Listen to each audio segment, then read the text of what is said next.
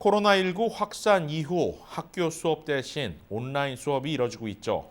그런데 학생들의 학습 저하는 물론 학생들 간 수업 진도에서도 격차가 커지고 있다고 합니다. 각 가정은 물론 학생들의 스트레스도 높아지고 있는데요.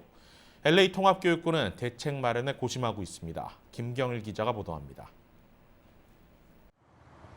전국에서 두 번째로 큰 LA 통합교육부는 D와 F 학점을 받은 고등학생들이 지난해와 비교해 15% 증가했다고 밝혔습니다. 온라인 수업이 계속되면서 초등학생들은 영어 읽기에서 우수를 받은 학생 비율이 10% 떨어졌습니다. 비단 LA 통합교육부만의 문제는 아닙니다. 25개 주 초등학생들의 성적은 지난해보다 낮아졌습니다. 초등학생들은 수학에서 3개월, 영어 읽기는 한 달 반 정도 진도가 떨어진 것으로 조사됐습니다. 비영리 교육평가기관 NWEA는 초등학교 3학년부터 중학교 2학년 학생들을 대상으로 실시한 수학평가 결과 지난해 같은 시험을 치른 학생들보다 5에서 10% 점수가 낮아졌다고 밝혔습니다. 성적이 낮아졌다고 해서 학생들을 탓할 수도 없는 일입니다.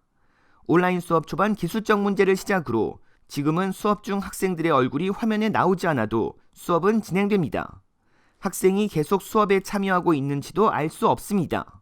여기에 수업 시간 이루어지는 교사와 학생들의 대화는 메시지로 소통하는 경우가 많아지면서 수업의 집중도는 떨어질 수밖에 없다는 지적입니다. LA 통합교육부는 코로나로 어려운 시기를 감안해 F 학점을 받는 학생이 없도록 시간적 여유를 제공하기로 결정했습니다.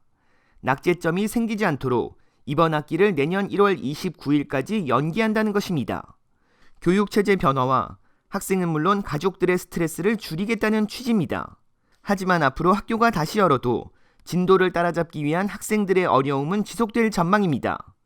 교육 시스템을 보면 스스로 공부에 터득해야 한다는 원칙이 있어 학생들에겐 개인 교습 등이 필요할 것이란 지적입니다.